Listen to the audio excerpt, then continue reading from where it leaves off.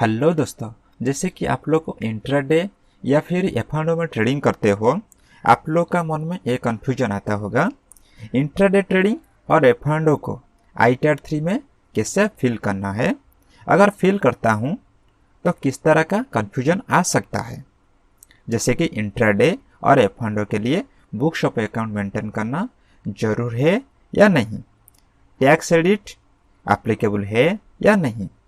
अगर no account case मानकर चलता हूं तो किस तरह का कंफ्यूजन आ सकता है। इज इट ऑप्शनल और कंपलसरी। अगर इंट्राडे और एफ&ओ में लॉस कर जाते हो तब ITAR में कैसे दिखाना चाहिए। इस तरह बहुत कंफ्यूजन आता है। ठीक है दोस्तों, तो पहले हमें इनकम टैक्स तरफ से जो लॉ बना हुआ है उसको पहले फॉलो करनी है, उसके बाद ITAR भरनी है। ठीक है दोस्तों, क्योंकि बहुत सारा अपडेट आ चुका है ITAR में। ठीक है दोस्तों पहले हम समझेंगे सेक्शन 44AA यानी बुक्स ऑफ अकाउंट्स किन लोगों को मेंटेन करना जरूर होता है। जैसे कि आप यहाँ पे देख पा रहे होंगे, बिजनेस इनकम एक्सीड्स 2.5 लाख, यानी ध्यान देना दोस्तों, यहाँ पे सिर्फ यहाँ पे लिया गया है बिजनेस इनकम 2.5 लाख से अगर ज़्यादा है तो उन लोगों को सेक्शन 44AA सब से बुक्स ऑफ अकाउंट मेंटेन करना जरूर होता है।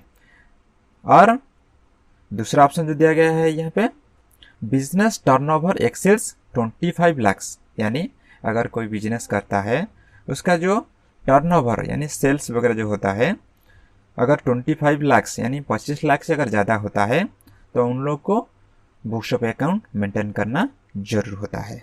उसके बाद हम समझेंगे सेक्शन 44AB यानी टैक्स ऑडिट।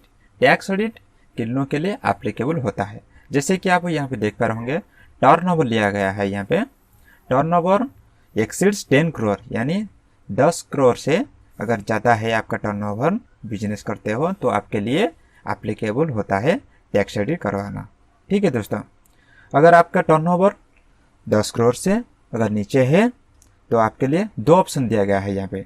अगर आप कैश रिसिप्ट 5% अब टोटल रिसिप्ट जो जितना रिसिप्ट किए है, टर्नओवर जितना हुआ है उसका 5% कैश रिसिप्ट से नीचे होना चाहिए, और कैश पेमेंट भी 5% जो जितना टोटल पेमेंट हुआ है वो भी 5% से नीचे होना चाहिए। अगर आप ये दो कंडीशन फुलफिल करते हो तो आपके लिए टैक्स ऑडिट कंपलसरी नहीं है, यानी नॉट एप्लीकेबल है आपका। ठीक है दोस्तों, अदरवाइज इंडिविजुअल, HUF या फार्म उस हिसाब से आपको 44AD सबसे यानी प्रिजम्पटिव टैक्सेशन से आपको जाना है।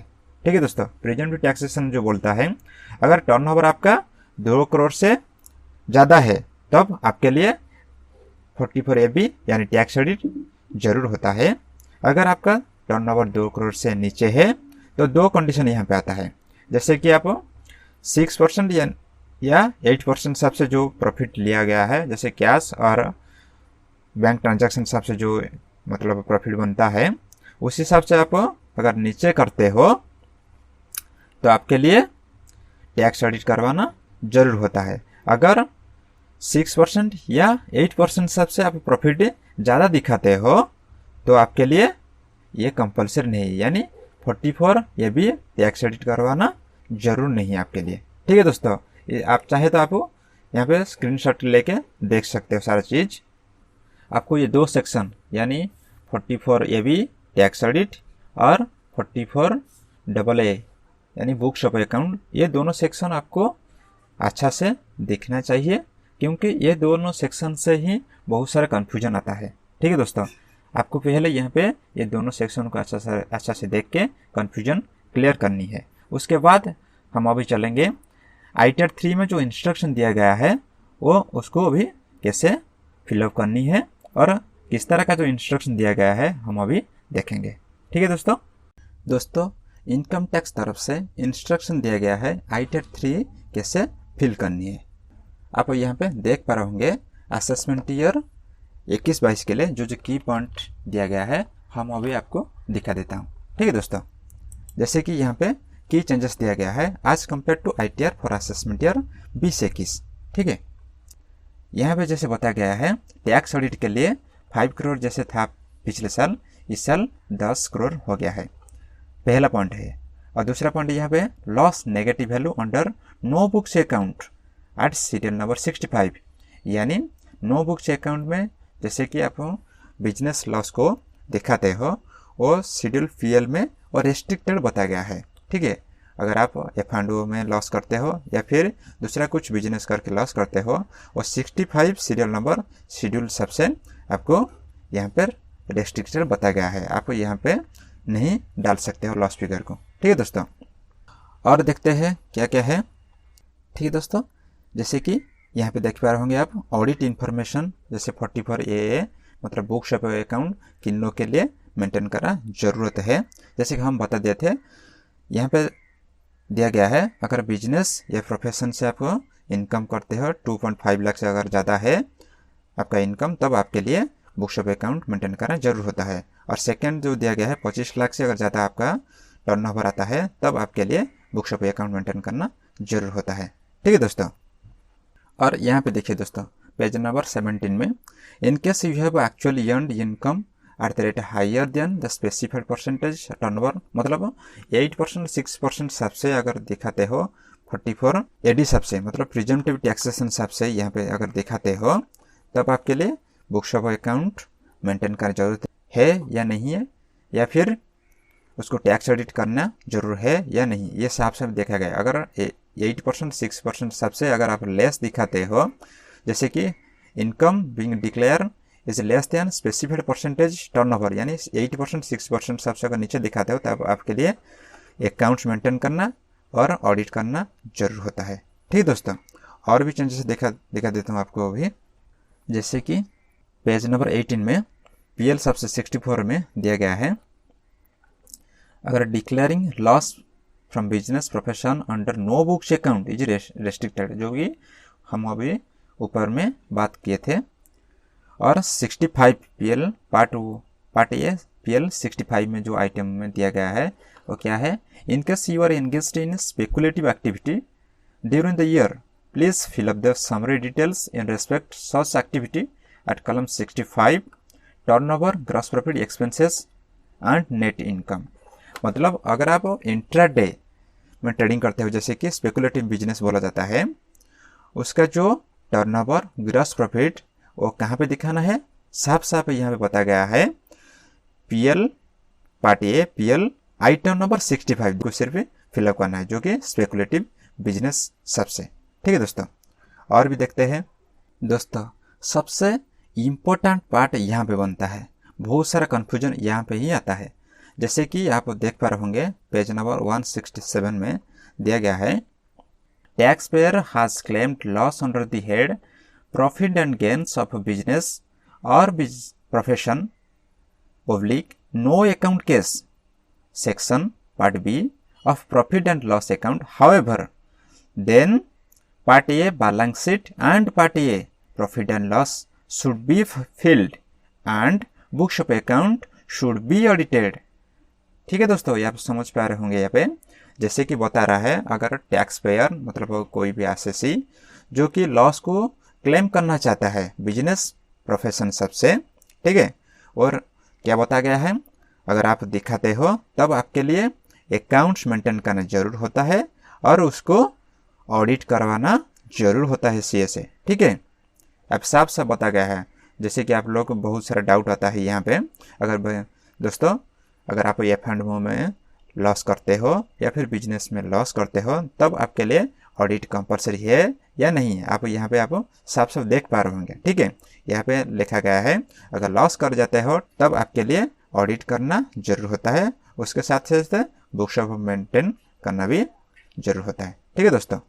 ये था हम लोग का जो कि की पॉइंट है, ठीक है, आप यहाँ पे समझ पा रहे होंगे, ठीक है। चलो दोस्तों इनकम टैक्स तरफ से जो प्रोविजन बना हुआ है आप देख लिए, उसके बाद हमें अभी देखना है कैसे उसको प्रैक्टिकल में यूज किया जाता है। जैसे कि आप लोगों के लिए यहाँ पे हम लिया हूँ 44AA मतलब बुक्स ऑफ अकाउंट से कैसे दिखाना चाहिए इनकम टैक्स में, ठीक है दोस्तों। जैसे कि अगर आप बुक्स ऑफ अकाउंट मेंटेन करते हो, बिजनेस सबसे दिखाना चाहते हो, बिजनेस इनकम सबसे आप दिखाना चाहते हो, तो आपके लिए एफ एंड ओ और इंटर ट्रेडिंग और बैलेंस शीट ये तीनों चीज़ आपके लिए कंपलसरी होता है अगर आप इंट्राडे ट्रेडिंग या एफ एंड में ट्रेडिंग करते हो तो। ठीक है दोस्तों, जैसे कि एफ एंड ओ के लिए हम 2 केस स्टडी लिया हूँ, केस 1 और केस 2।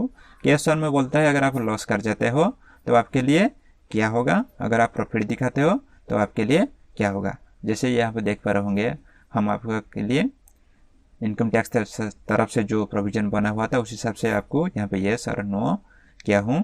ठीक है दोस्तों, और इंटरडे ट्रेडिंग का मेरा भी यहाँ पे आज्यूम किया हूँ। यहाँ पे जो डेटा देख रहे हो आप, ये सब आज्यूम किया गया है। ठीक है दोस्तों, हम चलते हैं ITR तरफ से। जैसे कि ITR हम खोल दिए, ITR 3। ठीक है दोस्तों, उसके बाद एक एक जो शेड्यूल है, एक शेड्यूल को अभी भरना है। ठीक है दोस्तों, पहला जो शेड्यूल आता है जनरल इन्फॉर्मेशन में, ऊपर में क्लिक कर देते हैं।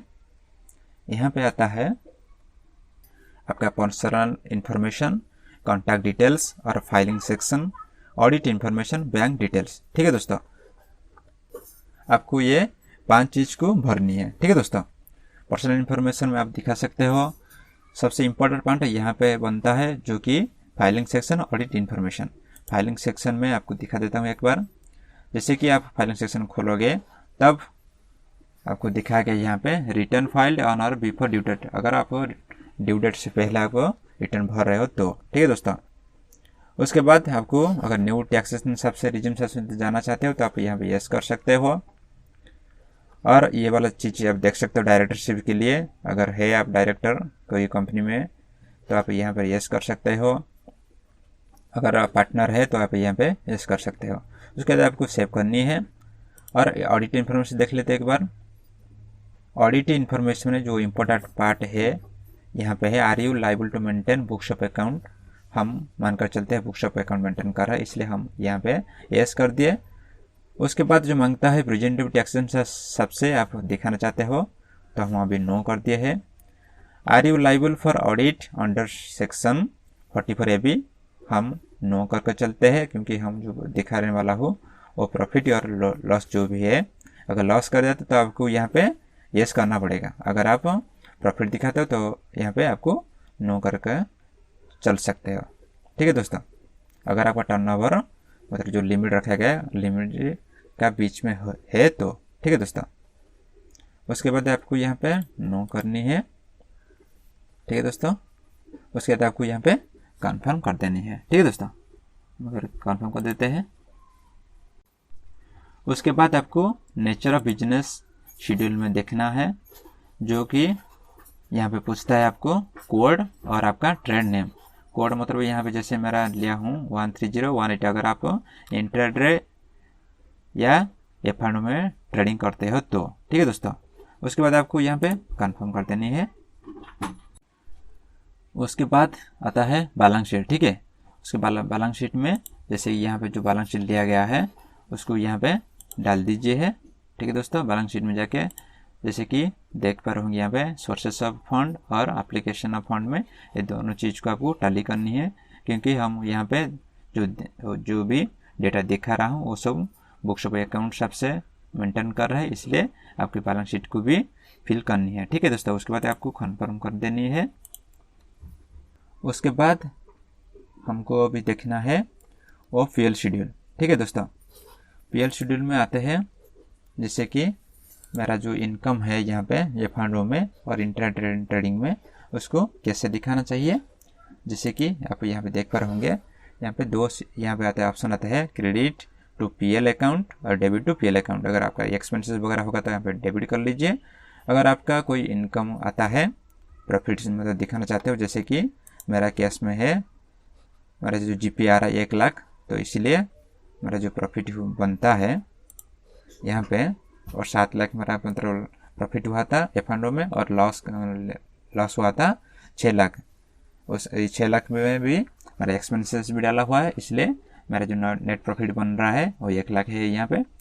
उसके बाद नीचे आते हैं नो अकाउंट केस में, क्योंकि साफ साफ इनकम टैक्स तरफ से बता गया है अगर आप इंट्राडे ट्रेडिंग करते हो उसको स्पेकुलेटिव बिजनेस सबसे आपको दिखाना चाहिए, जो कि ये वाला ऑप्शन में आता है अकाउंट, नो अकाउंट कैश में। ठीक है दोस्तों, नो अकाउंट कैश में स्पेकुलेटिव एक्टिविटी, इसमें आपको भरनी चाहिए। ठीक है, जैसे कि मांग रहा है यहाँ पे turnover from speculative activity, gross profit, expenditure.